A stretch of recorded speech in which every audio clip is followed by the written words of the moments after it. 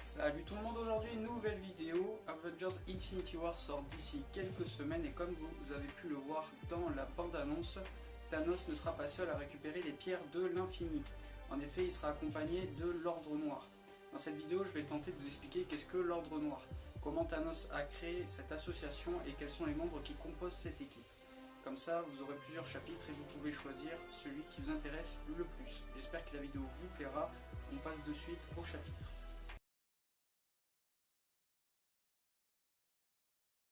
Thanos, surnommé aussi le Titan fou nihiliste, qui signifie idéologie qui rejette toute croyance, et Soupirant, qui signifie faire la cour à une femme, et Soupirant de la mort, qui est un personnage des comics Marvel. Il réunit 5 êtres d'origine extraterrestre aux mêmes orientations que lui-même pour faire d'eux les généraux de ses armées dans sa guerre contre l'existence et contraindre plusieurs mondes à lui verser un tribut constitué de leurs enfants dans le but de satisfaire les souhaits de celle qu'il convoite, la mort donc, qui ne lui voulait aucune progéniture vivante. Maintenant parlons de la bande-annonce. Dans celle-ci, on peut voir que Thanos tient la main d'une petite personne. On ne sait pas si c'est un homme ou une femme, mais on peut remarquer que cette personne a la main verte. Pourquoi ça ne serait pas Gamora, justement? Comme vous pouvez le voir, sur cette image de la bande-annonce, les personnes sur le côté sont de couleur verte. On peut donc penser à une origin story pour Thanos. Dans la bande-annonce, on peut voir que Thor va rencontrer les gardiens de la galaxie. Et pourquoi ce ne serait pas Gamora justement qui raconte les origines de Thanos à Thor? Gamora étant la fille adoptive de Thanos, on peut donc espérer une origin story pour le Titan fou pour en apprendre plus sur le personnage qui est teasé depuis maintenant 10 ans. Thanos aurait colonisé la planète où vivait Gamora et l'aurait prise sous son aile pour la transformer en guerrière que l'on connaît maintenant. Plusieurs histoires existent avec l'Ordre Noir. On va s'intéresser ici à celle qui concerne les pierres de l'infini.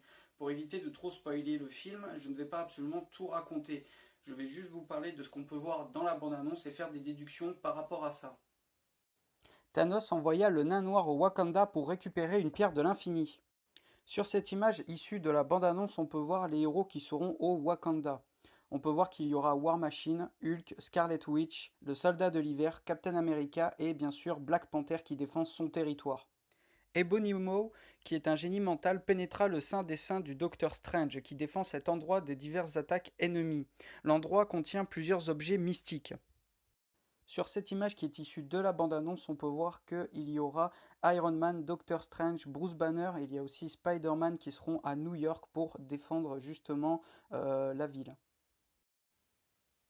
On en a fini avec le premier chapitre. Je ne vais pas trop rentrer en détail parce que ça pourrait spoiler le film et les événements qui se passent dans le comics peut être totalement différents du film. On va maintenant passer au chapitre 2.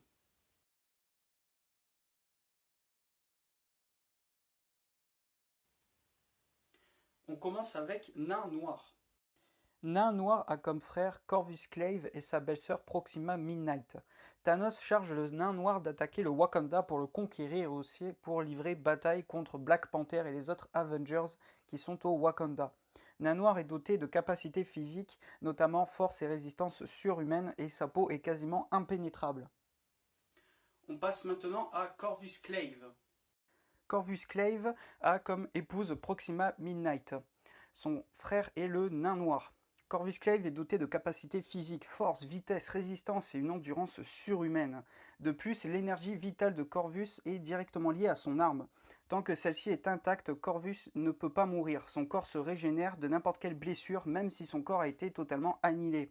Corvus Glaive est également un maître tacticien, bras droit de Thanos dans ses campagnes et menant ses armées au combat. Il manie une longue lame à 2 mains capable de trancher n'importe quelle matière, par exemple la peau de l'incroyable Hulk. On passe maintenant à Supergiant. Supergiant projette une décharge d'énergie mentale qui submerge ses cibles, les rendant plus aptes à être contrôlées par elle-même. Elle peut aussi subjuguer plusieurs individus simultanément. Et on finit avec Proxima Midnight. Proxima Midnight possède une force, endurance et vitesse surhumaine. Les réflexes de Proxima dépassent de loin ceux de l'être humain. Proxima résiste très bien à la douleur car sa peau est dure comme de l'acier. Elle possède une lance qui, une fois lancée, se transforme en un trident émettant 3 arcs énergétiques faits de lumière noire qui se dirigent directement vers leur cible, comme on peut le voir dans la bande-annonce avec la fameuse lance qui se dirige vers Captain America. C'en est fini de cette vidéo, j'espère qu'elle vous aura plu. N'oubliez pas le petit pouce en l'air et de vous abonner à la chaîne et de partager si ça vous a plu. Et moi je vous dis à la prochaine.